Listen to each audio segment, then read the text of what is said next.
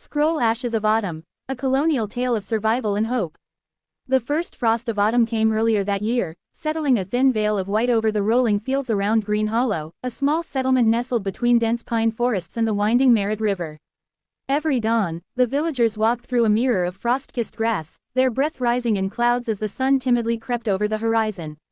In a century when life hung by the thinnest thread, the arrival of winter was both a promise and a threat, a season that could give or take life with equal cruelty. YouTube. Among them was Elias Carter, a broad-shouldered farmer whose hands bore calluses like badges of honor. At 34, he had known too many hard seasons to count. His face was etched with lines deeper than most men his age, not from aging alone but from the weight of survival in a land that never yielded easily. Each year was a battle, one that honored resilience and punished complacency. Elias's wife, Miriam, was slender and strong, her dark hair beginning to show the first flecks of gray. She moved with purpose, her steps measured but unwavering, her heart a wellspring of fierce love for their children, Abigail, age 10, and little Samuel, not yet 5. They had already mourned a child lost to fever one spring, the memory of his pale cheeks haunted them still. In their home, laughter was precious because loss was familiar. YouTube. The thin line between life and death. The village of Green Hollow was a tapestry of wattle and daub homes, smoke curling from their chimneys like whispering spirits. Woodpiles stood stacked beside every cabin, each log a testament to another day wrestled from the wilderness. Fences of rough timber divided family plots, with crops of maize, squash, and beans, the so-called Three Sisters, ripening in modest abundance when the sun had been generous. YouTube. But this year had not been generous. Spring rains had turned fields into mud, and summer drought had followed. Crops struggled. Families watched nervously as frost crept lower into the valleys. Winter was nearing, and with it came the real test of survival. Each household had learned the harsh truth that half-hearted preparation was a gamble with fate. Every family member had a role: splitting wood, tending the smokehouse, guarding the root cellar where salted pork and dried corn were stored. The air was thick with the scent of apple cider fermenting in barrels, a tradition meant not only for drink but for nourishment and warmth. YouTube. But food was never enough. Disease spread easily in cramped quarters. A simple cut from an axe or fall from a ladder could fester into fatal infection within days.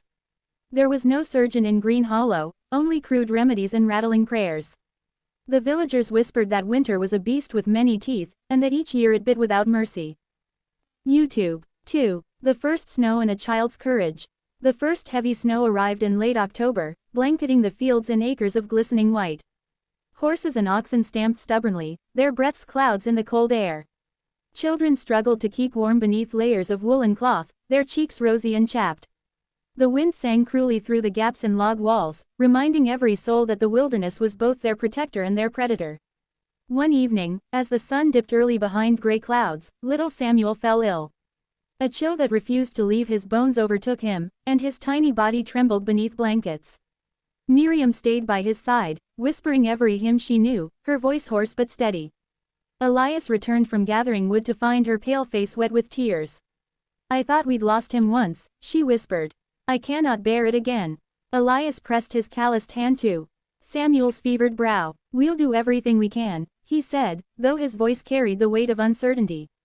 In a land without doctors, every family relied on age-old wisdom, teas brewed from bark and roots, poultices of herbs, and the stubborn will to live. YouTube. The night stretched long, and by dawn, Samuel's fever broke. His breath came steadier, and a weak smile spread across his lips. Miriam wept softly with relief, hugging her boy close. In Green Hollow, each life was a hard-won victory, even a small one. YouTube. 3. The winter trials. Days passed in a rhythm of hardship and hope.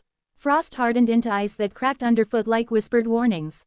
Snow piled against the sides of homes, forcing villagers to dig paths for every step. Food stores dwindled despite careful rationing. For the first time in many seasons, famine threatened to join winter as a silent companion. Elias ventured into the woods each day with a small team of men, searching for game. Deer were scarce this year, their migrations unpredictable and driven deeper into the wild. Wolves roamed closer to the settlement, their howls a nightly chorus that set even the bravest hearts racing. One morning, Elias spotted a doe at the edge of a clearing. With a steady breath, he raised his flintlock rifle, the weapon was old and temperamental, a relic of more fearful conflicts, and fired. The shot rang through the trees, and the animal fell. For a moment, the forest seemed to hold its breath. Then silence returned, heavy as snow-laden branches. YouTube. That night, the village gathered around the hearth in the Carter home. The rich meat cooked slowly in a pot, the aroma lifting spirits that had grown weary. Neighbors shared stories, laughter mingled with the crackling fire. Even Abigail danced on her father's booted feet, eyes bright with a joy that was all the more precious for its rarity. YouTube. IV. Bonds of community. Green Hollow had no pastor, no magistrate, no formal leader. But in every hardship, leadership emerged naturally. Old Thomas Whitaker, the village elder, spoke with a voice that carried the calm of uncounted winters. He reminded every family that survival depended on unity as much as strength. "We are sewn together like threads in the same blanket," he said. "And together, we keep each other warm." Parents nodded in agreement. Children listened with serious eyes, sensing a truth deeper than any lesson they learned in play, that every life was woven into the fate of the whole settlement.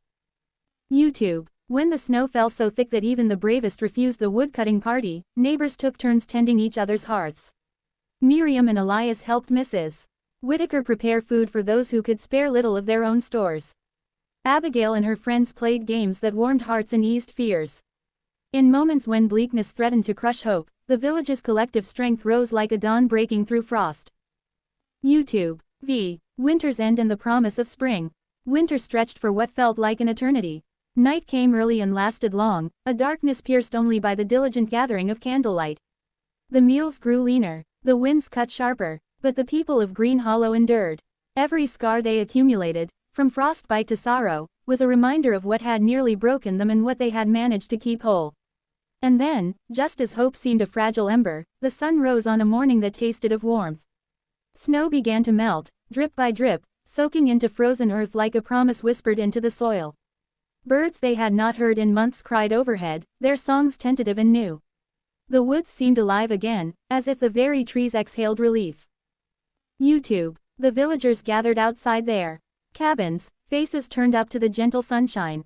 Abigail danced in an open field, her laughter bright and clear. Samuel chased butterflies along the thawing path, his illness a distant memory. Miriam and Elias embraced, feeling the world shift with the promise of spring. YouTube. Old Thomas Whitaker touched the shoulder of Elias, eyes shining with unspoken pride. "We lived," he said simply. "Yes," Elias replied, his voice thick with emotion. "We lived." And indeed they had. Through brutal frost and heavy snow, through fear and doubt, through the ever-thin line between starvation and sustenance, the people of Green Hollow had survived. Not through strength alone, but through courage, compassion, and unyielding hope. They had lived, and that was triumph enough. YouTube. Lessons carried forward. In the years that followed, Green Hollow's survivors passed their stories down through generations. Stories of hardship that taught resilience. Stories of shared wood and firelight that taught unity. Stories of children who overcame illness that taught love's fierce protection. And above all, stories of winter that taught them how precious life truly was, not just to endure, but to cherish. YouTube. They recorded these tales in family journals, carved them into wooden beams, and spoke them aloud by hearth fires just as their ancestors once had. These stories became part of their identity, a living history that honored every heart that beat through the winter's chill.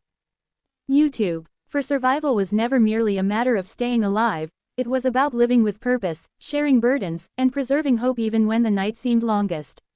And in that truth lay a legacy that no frost could ever fully erase.